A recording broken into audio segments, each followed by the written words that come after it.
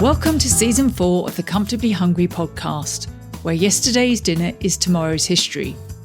If you're a peckish person who is curious about the history of food and drink, then you're in the right place. I'm Sam Bilton, an author of some rather niche books who adores her history and food.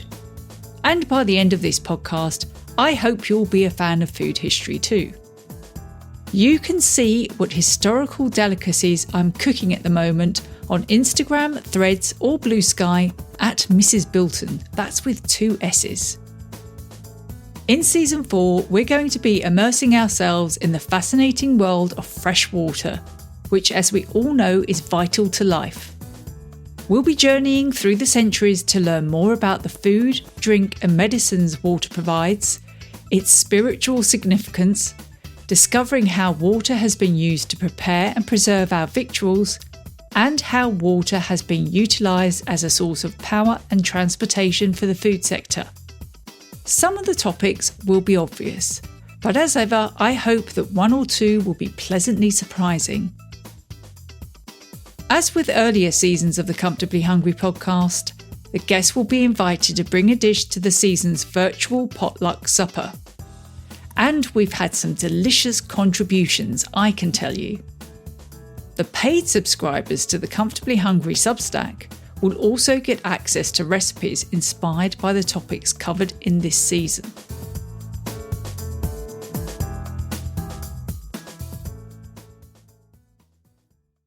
Hello again, you lovely lot, and thanks for listening. I hope you enjoyed the first episode of this new season on Manoomin with Cass Gardner.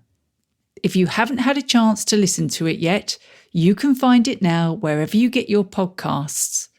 I'm sticking closer to home for today's episode, but before we get started, I wanted to let you know that Comfortably Hungry has a new YouTube channel of the same name, where I'll be posting the podcast episodes and short cookery demos, much to the acute embarrassment of my kids.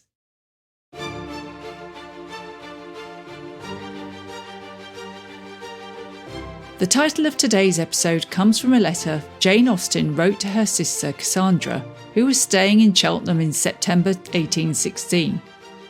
At this time, the town was famous for its mineral-rich waters that were thought to be beneficial to sufferers of anemia, indigestion and liver complaints.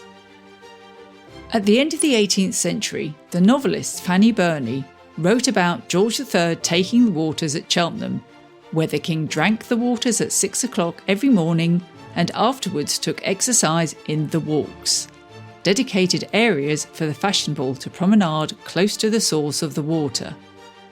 George III later caused uproar when he suggested he might like to go to Germany for the waters instead, against the advice of his physicians, who favoured English watering places.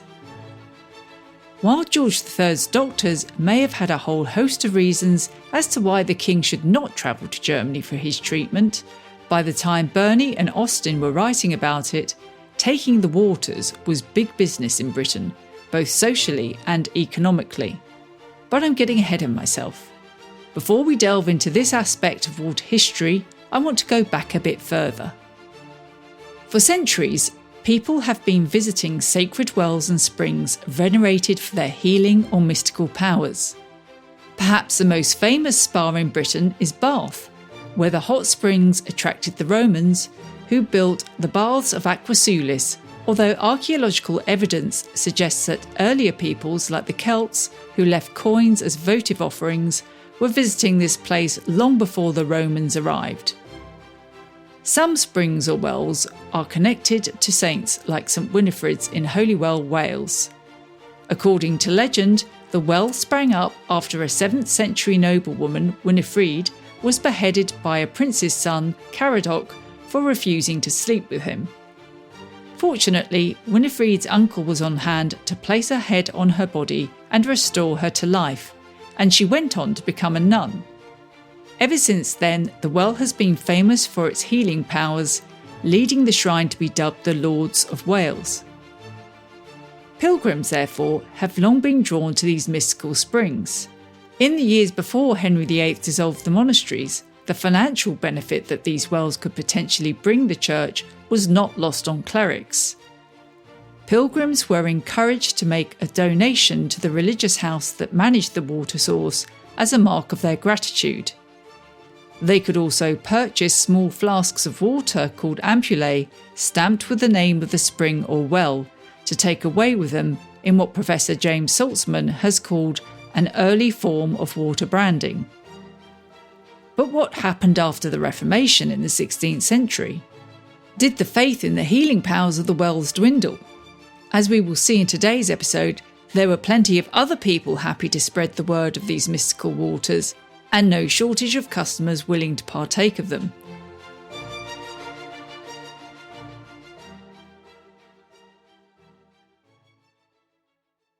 Joining me first of all are multidisciplinary artist Gaylene Gould and local historian and guide Emanuela Aru Kay to tell me more about Mary Woolaston, a black woman who managed a healing well in Restoration London in the 17th century. Welcome to the podcast, Gaylene and Emanuela. Well, hi, Sam. Thanks for having us. Thank you for having us. It's absolutely wonderful to have you both here. So can we start, first of all, Gaylene, by telling my listeners a little bit more about yourself and what you do? Yes, I'm an artist, actually, but I work specifically with people and people's histories. So I'm very interested in particularly the kind of buried histories, the stories that we've forgotten, but also maybe the stories we've forgotten in ourselves and somehow merging them both. So it's kind of like sort of normally call it sort of socially engaged artist. You did an installation, did you not, for the recent Thirst exhibition at Welcome Collection? Yes, that's right, which was a piece that, a textile piece that was gathered over 3 years from working with the Calthorpe Community Garden community, which we'll hear more about, I guess, around the story of the local healing wells, and particularly Mary Woolaston's healing well. So gathered lots of stories in the form of symbols and stories written on ribbons, and created a kind of textile installation piece for the Welcome exhibition. Yeah, I loved that when I saw it a little while ago now, a few months ago when it first opened. It's fantastic. Great. Yeah. And Emanuela, how about yourself? Yes, well, as you said, I'm a local historian and a guide, and I've recently founded History from Below. And my walks are focused on social history and untold stories. Okay, so how did you first hear about Mary Woolaston, or Black Mary as she's sometimes referred to? And why did you want to tell her story, Gaylene? Mary's been haunting me for probably nigh on 20 years now. So it was actually a friend of mine, Nana Ocran, who'd written a book called A Guide to Black London, which was gathering all of these little tidbits of strange bits of history from early Black Londoners, and wrote this tiny bit about that said something like there was, legend has it, there was a Black woman known as Black Mary, who kept a healing well by the side of the road in Islington. I think then it said the 18th century, but as Emanuela will go on to share her own research, it was earlier than that. So I was fascinated by a number of things, that there was a Black woman, presumably free, living and working in London and managing a healing water well. And so all of those things seemed like incongruous and strange. And I was like, what's this? And so I sort of went on a bit of a journey of trying to find morsels of the story of this character from then till now. And the instigating moment for the project was many things. It was COVID was happening. I was thinking a lot about this idea of public healing spaces and how radical they must have been then and how radical they would be now. And at the same time, the Mayor of London had launched something called the Commission for Diversity in the Public Realm, which was looking for stories that were untold, that told of a more diverse London. And so it felt like these two things came together. It was a time for Mary's story to be serviced. So, Emanuela, what do we actually know about Mary? You say you've done quite a bit of research yourself into her background. I've done quite a lot of research, but unfortunately, we still don't know much about her. Although I did find quite a few interesting bits that can corroborate her existence. There have been different opinions throughout the centuries about her existence. There are a few that are not particularly credible.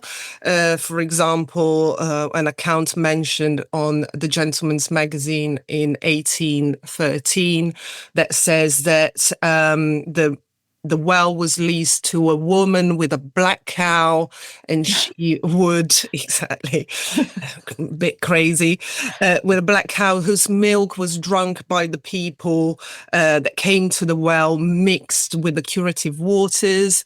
But, I mean, that was in 1813. We all know that by that time, the Slavery Abolition Act hadn't passed yet. That passed in 1833. So that whole story really does smell a bit of white imperialistic kind of patriarchal ideals. And then there are others as well. It was linked, for example, to a Black Madonna before the Reformation.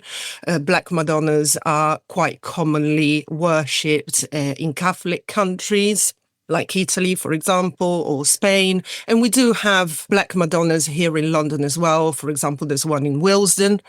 So all this kind of, I would say, ideas that a Black woman running a well, being part of society, being a caregiver, somebody that would heal people, is almost as if people throughout history didn't really like that idea.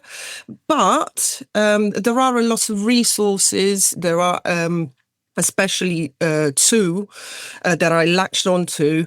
They are the Georgian and Victorian sources, but particularly two, the history and description of the parish of Clerkenwell by Thomas Cromwell from 1828, and the history of Clerkenwell by William Pinks that came a little bit later on, that tell us that Mary was an early Black Briton. She lived around the mid of the 17th century, apparently living in a stone hut or a small house by the well. The well was opposite Mount Pleasant in the north of Clerkenwell. So I latched onto that, and I went and looked into London Metropolitan Archives. And one of the things that really kind of corroborates the fact that she really did exist is that already in Tudor times, there were Black women living in Clerkenwell and not far from the well itself. So these documents found at the Metropolitan Archives, or London Archives now, are a letter and also a tax return, apparently, incredibly. Well, some things don't change then, do they? Death and taxes. Exactly. But unfortunately, I could never really find any piece of paper, anything physical with Mary's name on it. But I don't see why she couldn't have existed. And I don't find it to be far-fetched as an idea. Also, why would historians back in the day come up with this idea of this Black woman renting a well and selling its water if there wasn't any truth behind it? Yeah. At this stage, are these women that you found the records of? I know you didn't find anything of Black Mary specifically. Are they free? They're not enslaved. No. At the time in the 1600s, the transatlantic slave trade from this country hadn't started yet. So there were free women that might have worked because they were mentioned, for example, in a tax return as people living in a household. They might have been servants, but they were enslaved. Actually, the letter that talks about this woman, this black woman that disappeared from a household, apparently left. The person that was trying to inquire about her whereabouts actually sounded quite distressed and quite worried about what could have happened to her in a city like London. So they weren't enslaved, no.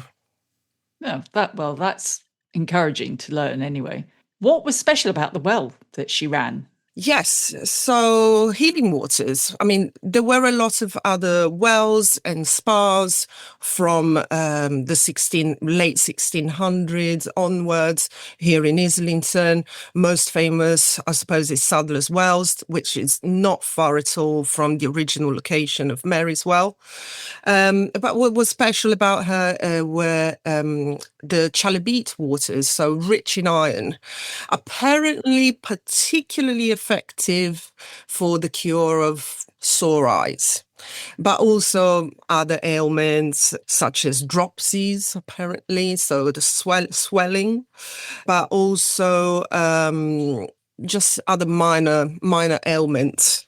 Like also anemia, for example, and other wells around here apparently also could cure a broken heart.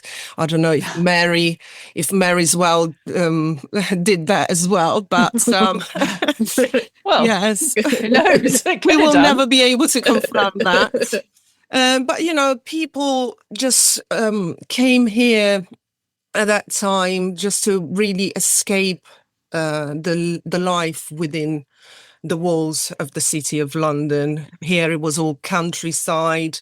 Yes, so people were just coming here to breathe fresh air, cure their ailments. So it was a very peaceful, idyllic place. I think that's the thing we need to sort of stress, don't we? Because we think of, I mean, we know London today is an enormous city and it's very built up. But of course, as you're saying, the area that we're talking about would have been open countryside. Absolutely. And you say quite idyllic compared to the confines of the city of London. Yes, that's why so many spas and so many pleasure gardens started developing around this area. And it's also interesting because I know Sadler's Wells as a theatre, isn't it? There's a theatre there. So I'd never actually made that connection before, but it's totally logical that there would have been some kind of well there at some point in the past. Mr. Sadler's was a very great entrepreneur because he mixed entertainment with the curative waters. So you would go there during the day to drink the waters and then you would stay for the entertainment after. It's interesting actually, and you know, meeting Emanuela through this project, Emanuela's taught me so much, opened my eyes to that area. And Emanuela, you live in the area as well, don't you? Yes. So walking through these streets with Emanuela, you just see all the clues, you know? Like, you know, obviously Sadler's Wells, there's the clues in the name. There's actually, the well is still in Sadler's Wells, isn't it? Yes. Is it? I did not know that. Wow. Mm-hmm. Yeah. You can ask, you can go into the theatre and actually ask if they could show you the well. It's still there. Wow. Yeah. There's lots of kind of street names, Conduit Street, all these kind of names are linking back to its water. Yes, of course. History. Yes. And you don't, and it's only when you think about it that you think, actually, that makes a lot of sense. Exactly. I mean, Clerkenwell. Yeah, Clerkenwell. Absolutely. Clerkenwell. Yeah. It comes from the medieval well. So, yes. So, I mean, what happened? Because we don't know, well, we've got an idea of where Mary's Well was, but what happened presumably after she died? Did somebody else take it on? So in 1697, a man called Walter Baines was a lawyer for Middle Temple, acquired the land, and I did see, I went through all the land deeds at the archives, and what did he do? He actually turned the well into a conduit for public use, and that went on for a long time, well over 100 years. But then at the beginning of the 1800s, London was expanding And they started building all over this area, Clerkenwell and beyond. And around 1818, if I remember correctly, they started building houses on the site. And unfortunately, the conduit, well, whatever was left there, was unfortunately turned into a cesspit for those houses. Yes, so it didn't end well, unfortunately. Pardon the pun. So there's no trace, and then obviously with the railway right under the site of where the well was, there's actually a tunnel for the railway, so there is no chance of ever finding anything. But I have pinpointed the exact location with the help of Historic England, so I can actually take people to the exact site of Black Mary's Well on my walk. Wow. And the other fascinating bit that fascinated me, so that sort of King's Cross Road area, isn't it, Emanuela? That sort of artery. It's like a massive artery for that goes into the centre of London, and that whole area was called Black Mary's Toll. Is that right? So there was quite a whole area that was named after this well, which was a very popular gathering site in the at the time. So these layers is sort of fascinating when Emanuela speaks to this, because the layers of history that then sits on top of this sort of memory of this kind of really vibrant area at one point. There's just slimmest glimmers of it. There's traces of it. That says a lot, doesn't it? The fact that it was the whole area was known as Black Mary's. You say Black Mary's Hole. I mean, that does say an awful. It must have been quite a renowned well in its day. The fact that her legacy lasted all that time. That's right. That's right. I mean, I can't think of another area of land that would have been named after a Black woman in England. No. Do you know what I mean? I can't think of that when that was possible, when that could have possibly happened. So it is quite a significant bit of history. Absolutely. So how is Mary's memory being honoured today? So myself, Zainab Bunsey, who's the producer of the project, we sort of went on a journey, I think, to think of how best to do this. We're both Black women, Black British women. We were captivated by the story for all the reasons that Emanuela has said. It's such a fascinating bit of forgotten history. And on our journey to try and discover this land that she was named after her, we discovered gardens called Calthorpe Community Gardens.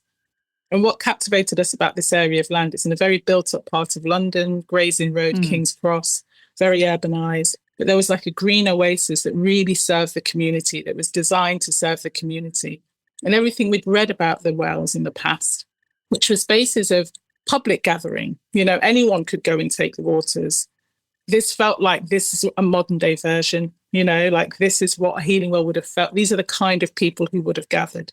So we built a partnership with Calthorpe. They were also captivated by the story. Miller Campoy, who was working there at the time, when we told her the story, she said, I knew it. I knew there was something about this land that felt special. And so we started this 3-year journey to try and honour her memory. And that led into us commissioning a new permanent artwork sculpture called Mary Woolaston and the Healing Garden, that's situated in Calthorpe Community Gardens, made by Marcia Bennett Mayle. It's a beautiful life-size statue of a figure carrying a water bowl made out of sandstone. Really, really special. That was a big part of the project. I did a 3-year engagement project with the community where I gathered their stories. And as I described, made a special textile material from it, which is in the Welcome collection until February. You can go and visit it. But also I made an installation piece for the Pleasure Garden Festival, which we held to launch the statue.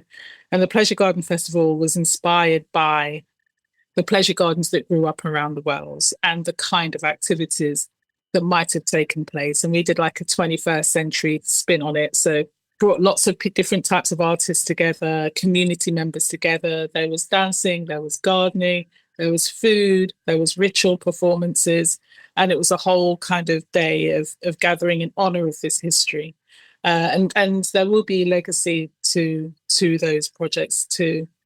So also part of the Wellcome collection is a film that Wellcome has made about the project. So Emanuela features in the film, Miller Campoy, Nicole Colombo, Annika Miller-Jones, people who were there at Calthorpe from the beginning of the project and really shepherded it through. So what's beautiful about that is it's a real legacy. It's one of the legacies to the project. Well, it really tells the story of what we explored over the 3 years.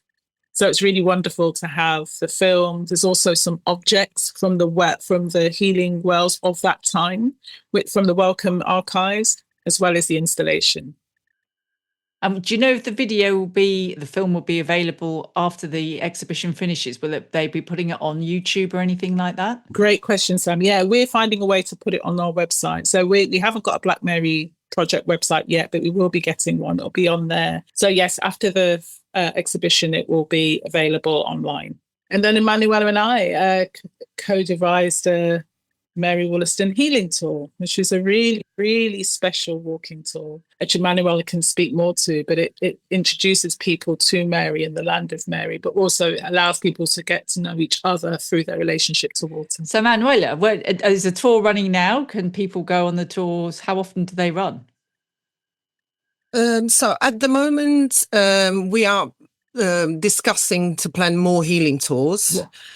We don't have a date yet, but throughout the year, I have been running a tour myself called Water Everywhere, which is around Clerkenwell. So it's all about the pleasure gardens, the wells and the spas, and even the River Fleet. So lots of water around here, but not a drop to drink. So obviously Mary is featured in it.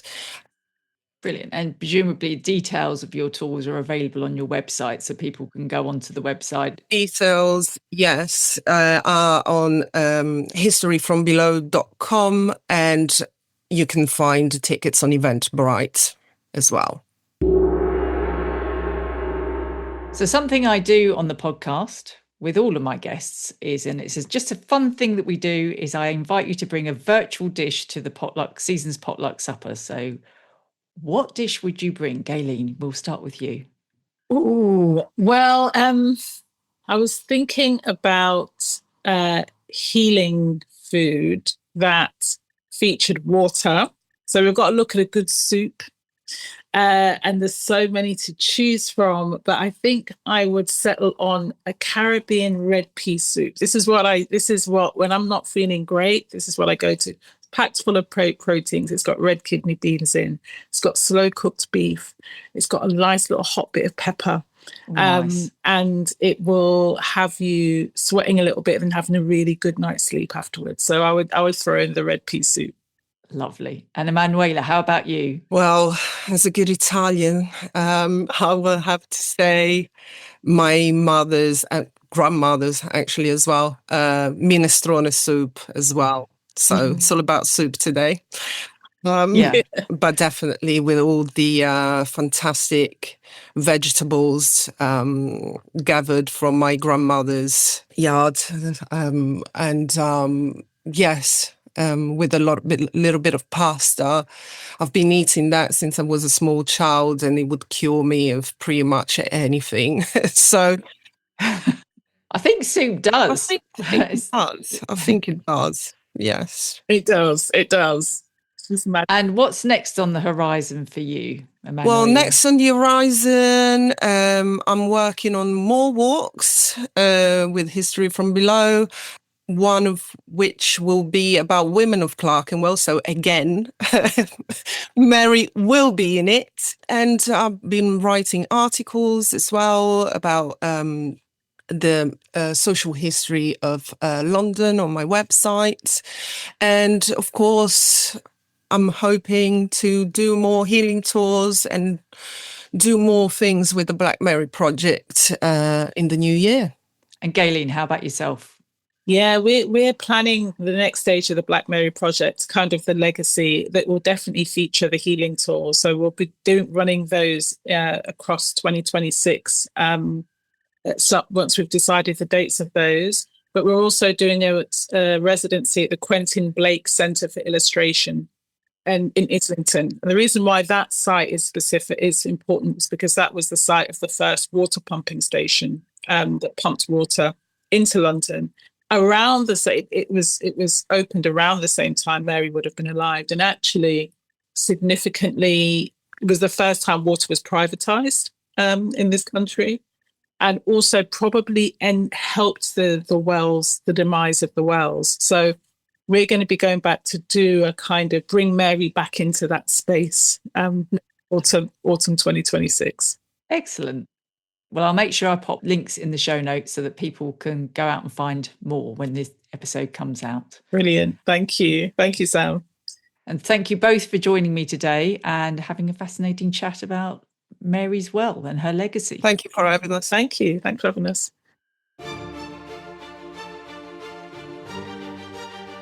Black Mary's Hole may well be buried now, but some towns continue to reap the benefits of their associations with a healing water source.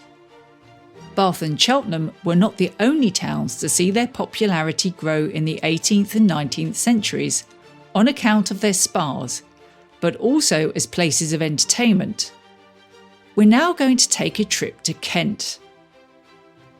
In 1606, Dudley, the third Lord North, discovered a chalybeate spring containing ferrous carbonate water on the Erridge hunting estate of Lord Bergavenny, in what today is modern Royal Tunbridge Wells.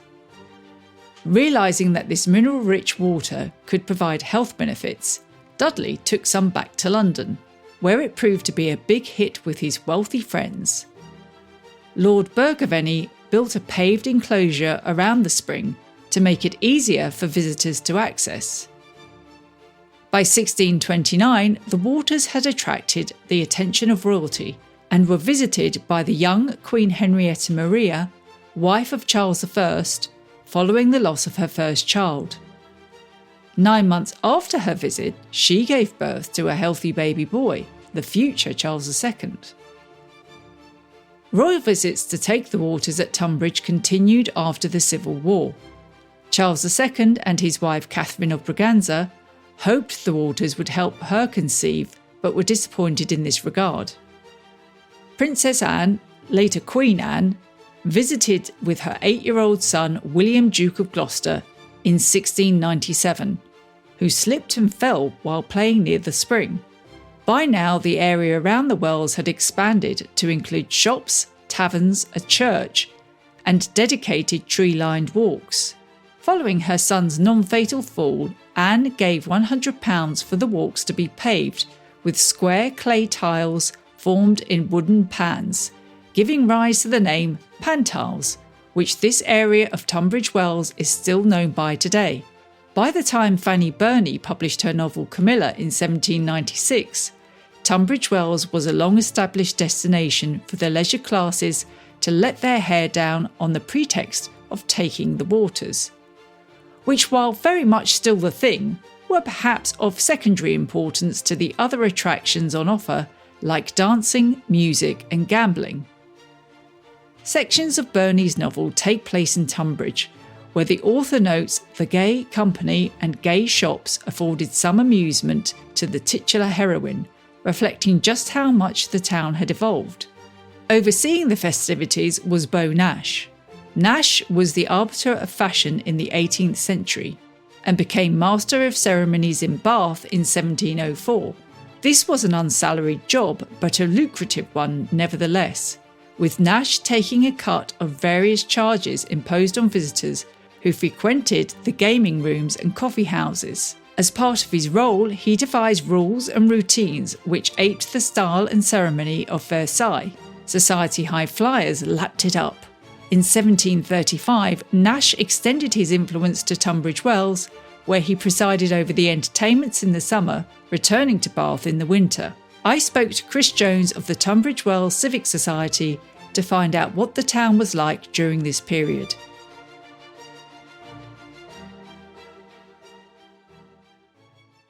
Welcome to the podcast, Chris. Well, thank you. Thank you for inviting me. Can you start by telling me a little bit about yourself and how you became involved in the Tunbridge Wells Civic Society and the local history group? We've lived in Tunbridge Wells for over 40 years. We had been living in London, but needed something bigger. And we just came across Tunbridge Wells more or less by accident. And it's a great place. But it's bizarre that we hadn't thought about it before, because as students, we'd lived in Leamington. And we really like Leamington, and it's got the same architecture and it's got the same mix of country and town. So this is just what we were looking for. And we've been involved with the Civic Society for most of that time. It's a bit obvious, really. We're both basically historians, and we want to find out how and why a place developed, and Civic Society is the place to do that. Well, it's certainly an interesting place, and it's somewhere that's fairly close to where I live, not a million miles away anyway, so because I'm in Sussex. So I'm a bit like you, I've always known about Tunbridge Wells, but I didn't know much about the history. So when this episode sort of popped into my mind, I thought, this is the place I want to investigate further. So I've spoken a little bit about how these spa towns evolved, but I think it's important to note that the drinking and even bathing in the waters was very much a thing during the 18th century, wasn't it? It was a sort of a popular pastime for the leisured classes, I'm going to say. It's not something everybody was necessarily doing. So what did a typical day look like for a visitor to Tunbridge Wells? Well, things changed over the centuries. But we do have fairly regular descriptions of life in the 18th century, in the days of when there was a formal master of ceremonies, Beau Nash. And things tended to be quite regulated. So I'm really just basing this now on something that he wrote, the rules. So you get up about 7 or 8 o'clock in the morning and go down to the spring from your lodgings, which typically are not very far. You take the water and you go for a walk. And going for a walk was always part of the medical advice. You take the water and then you go for a walk. And it's probably the case that if people came here actually for their health, it wasn't so much the water that helped them. It was these routines of going for walks, going for rides and so on that helped them. After taking the water early in the morning, you went back to your lodgings for breakfast, or you had breakfast on the pantiles in the tea rooms and so on with your friends. And then possibly you would go to a service, a morning service in the chapel, because right just across the road from the spring was the chapel. Tunbridge Wells is a small place. It's a spring, a chapel, some lodging houses in the countryside. Nothing more.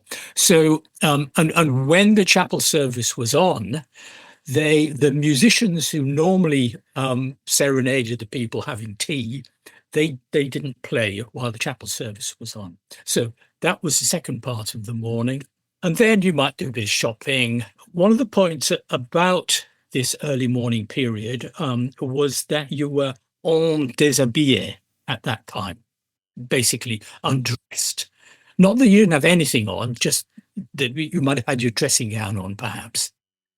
So that people were walking around Tunbridge Wells in the morning on their walks and everything before they took the waters in their dressing gowns. Well, that's how I've interpreted it, but it is often mentioned.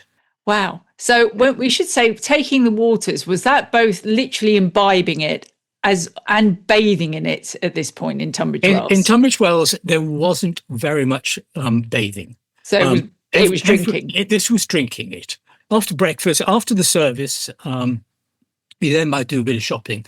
And then you'd go back to your lodgings for not lunch, though there is a mention of lunch, but I don't know quite what it means. They talk about dinner as the main meal of the day about 2 o'clock. Yeah, that's correct. That's what I would expect. And then it's only after dinner, in the middle of the afternoon, when you get dressed properly, and then you go back to the pantiles to parade up and down and see and be seen and so on.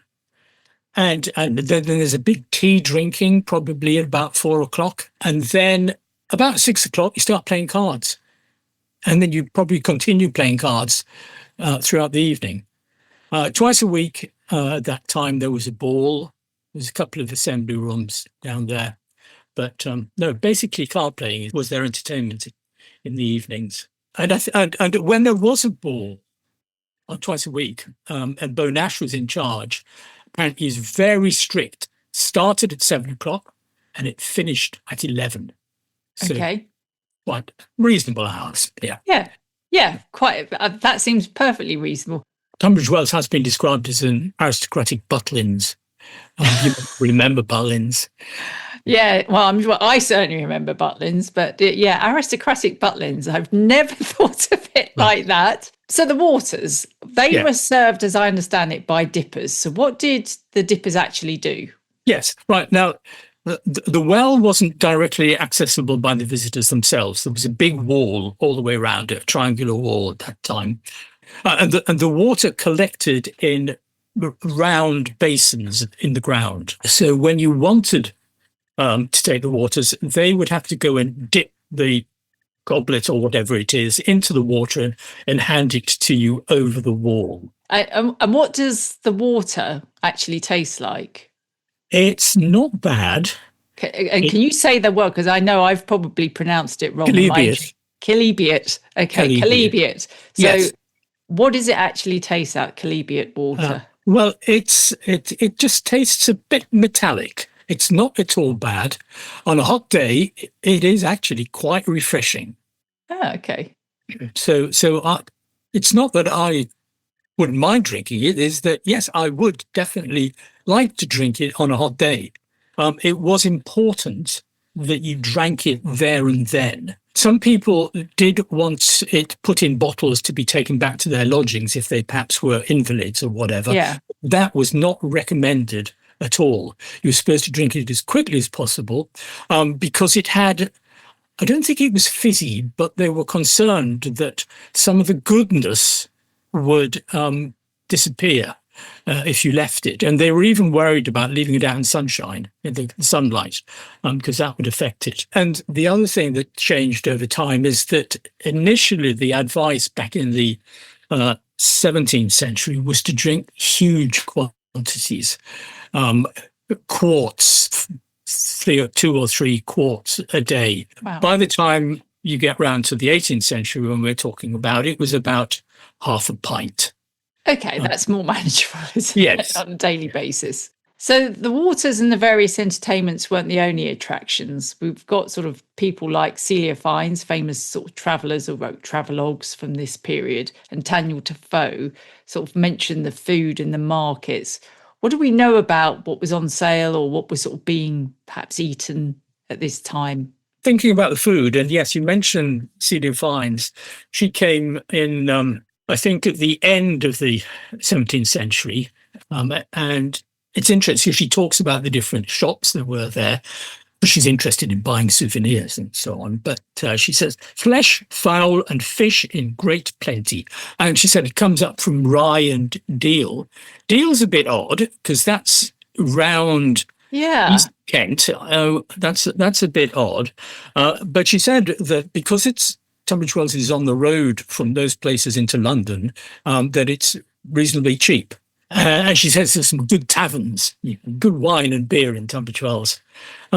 Daniel Defoe, and he's writing about 30 years later, something 20s, something like that, is more precise. But he talks about fish again from Rye, how good it is.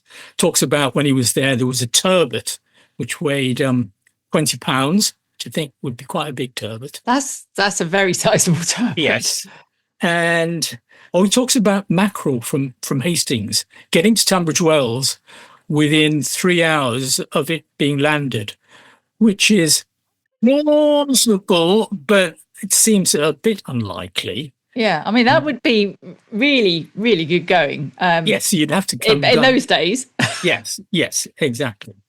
But we were pretty much on the road from London to the coast, so it would be quite a natural route. And he talks about different sorts of wildfowl, pheasants, partridges, woodcock. But the speciality of the town, apparently, was something called a wheat ear, which I haven't come across anywhere else. Apparently, it's a very, very small bird which lives on the South Downs. Apparently, it's like an ortolan. Very, very fatty, apparently, but delicious. Oh, okay. And the other thing I noticed what he said about it, something like, because it's very fatty, it goes off very quickly. So that's one of the benefits of Tunbridge Wells is it's close to the South Downs, so you got them fresh. By the time they got to London, they'd gone off. But another visitor spoke about the mutton scarcely to be equalled. That other visitor was complaining that it was very expensive in Tunbridge Wells.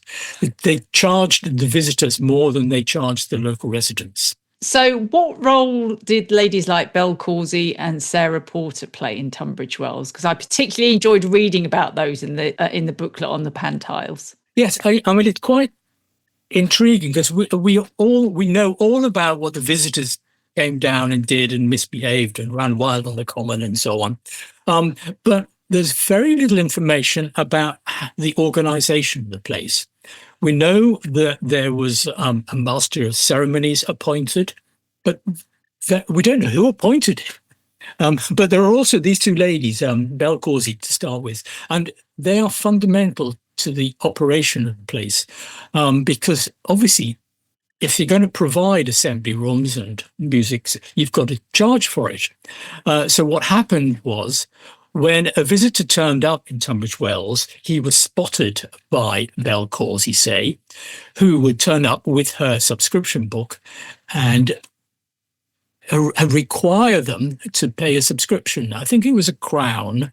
So you pay £1 to subscribe to the assembly room. You pay another £1. I think that's 5 shillings, by the way, which is quite a lot, but it covers the whole season. You pay also for the library and the coffee house. And there was a separate coffee house for men and for ladies. There's a subscription also to pay for the musicians, because there were musicians on call all the time, providing background music. So that was their role. So it was very important. That's where the money was collected to Belle Causey and then later Sarah Porter. But it also served another function because the subscription books were a list of people who were there. And part of the point of going to Tunbridge Wells was to mix. So you could look in the subscription books to see either whether your friends were there or whether somebody you wanted to impress was there. So they served that function as well.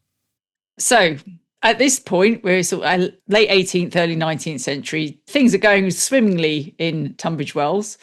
But the fortunes start to change, don't they, for the town at the beginning of the 19th century? Yes, it's the effect of suddenly fashionable seaside resorts. For Tunbridge Wells, especially Brighton with the Prince Regent down there. So that's where fashionable society started going, to the seaside and not to Tunbridge Wells. So they tried to respond by opening a theatre, and as I said, they opened a bathing facility at that time, but they didn't really work. They didn't last that long. But it's not so much that Tunbridge Wells went into total decline; it just changed. So from say 1820 onwards, we get a much bigger increase in the resident population. So lots of quite wealthy people came down and built quite nice houses. People still came to visit, but they were looking for a different experience in Tunbridge Wells. They came to escape society, not to join it. So that was how Tunbridge Wells developed in the 19th century. There were still lots of visitors, but they would tend to mix among their existing friends, invite them to nice dinners and so on. They didn't go and join the hoi polloi down on the Pantiles. They would go down there for shopping, because that became important. Because the other big thing is that they stopped gambling, because the people in the early 19th century, particularly those in Tunbridge Wells, were much more sort of serious there was a lot more religion, evangelical religion then. So you've got much fewer opportunities for gambling, but lots more shops and lots more churches. And that's sort of Tunbridge Wells in the 19th century. But you could still have the water. Well, that's great. Brilliant that was still an attraction. But did it become more like a high street sort of vibe rather than a spa vibe at that point then, with more people? A shopping mall seems a bit of a stretch. No, that's exactly what it is. And that's something which we're quite proud of, that Tunbridge Wells was historically one of the very first pedestrian precincts, and basically a shopping mall. And in the 19th century, there were some really quite big drapers' shops and that sort of thing down there. It's not the sort of shops that are down there now or that were down there before then, but that's all the 19th century. So one of the things I do in Comfortably Hungry is I invite all my guests to bring a dish to the virtual potluck supper. So which dish will you be bringing to this season's potluck supper, Chris? Right. Well, I do have a little bit of a problem here. I know what I'd like to bring. I'm not sure how to pronounce it. It's something like pissaladière. Pissaladière, yes, that's lovely. I love that dish. Yeah, it's one of my favourites. Well, I like it. It's easy to make, and I like to eat it, but it looks very nice. It does, yeah. That's the main attraction. So do you do yours with anchovies? Oh, yes. Yeah. Yes. I do it with pastry. Originally, it was supposed to be bread. Yeah. But no, that's too much of a faff. And I did actually look at Elizabeth David, and she thought that having a bread base tended to make it lie heavy on the stomach. So I'm pleased that she thinks the same. Well, yeah, if Mrs. David says that's the way we should go, then who are we to argue? Well, quite, yes. I mean, I don't make the pastry, I just buy it. No, well, yes. I mean, puff pastry, this is, yeah? Well, no, I prefer short crust. Oh, yeah. I like short crust, actually. I know a lot of people sort of look down their noses at it. Anyway, that's what I would bring. Lovely. So what's next on the horizon for you? Oh, well, I'm doing... I'm deep in house histories. Now, I mean, I do them about Tunbridge Wells, so I know the general story, but each house comes up with stuff that's really quite fascinating. Yes. That's really nice. A bit like A House Through Time, that David Olusoga's programme. Oh, exactly. Yes. Yeah. Very much like that. Yeah. Yeah. What was quite interesting was that I think one of the first ones that I did was in a nice part of Tunbridge Wells, and it was the house where the lady who lived there had been a first aid worker who was one of the first British people who went into Belsen, the concentration camp, when released. Yeah. So she had quite a story. But what was quite intriguing was that I was doing that at the time of David's first series, which I think was in Merseyside. Yes. And this lady in Tunbridge Wells was from a family who lived round the corner from the house he was studying in Liverpool. It's a fascinating way to look at history, looking at it, because normally we think of people, don't we? But to look at it from a building's perspective. Yes. There's so much information, and you can't get much information for recent times because you can't see the censuses and so on. No, of course, yeah. And it's difficult before there are censuses. So that key period from sort of 1840 to 1920 is just when Tunbridge Wells was really developing. So it's perfect for me. Good luck with your further researches. It sounds fascinating. Yeah. And thank you once again for appearing on the podcast. Well, thank you. You can still buy chalybeate water from the Pantiles in Tunbridge Wells today, although it's now dispensed from a nifty vending machine. Our infatuation with mineral water continues to this day. According to Statista, the UK market for bottled water was worth £2.4 billion British in 2023, with UK consumers drinking just over 3 million litres of bottled water a year.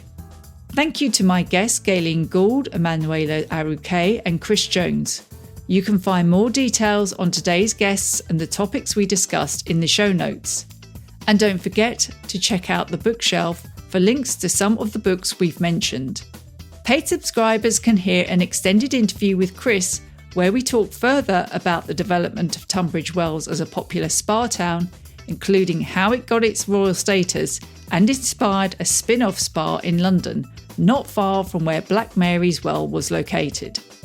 Now, I know Comfortably Hungry has only just come back, but Christmas will soon be upon us, so there will be a brief break from the podcast over the festive period. There will be a recipe post on Substack next week, however, when I'll be making a Kentish speciality. And I'll be back on the 1st of January with a brand new episode when I'll be joined by activist, chef and author Olya Hercules for a warming bowl of borscht. Comfortably Hungry is research produced and presented by food historian Sam Bilton, with sound mixing and production by Thomas Dinas of the Delicious Legacy podcast. Additional sound effects and music are provided by Zapsplat and Pom5.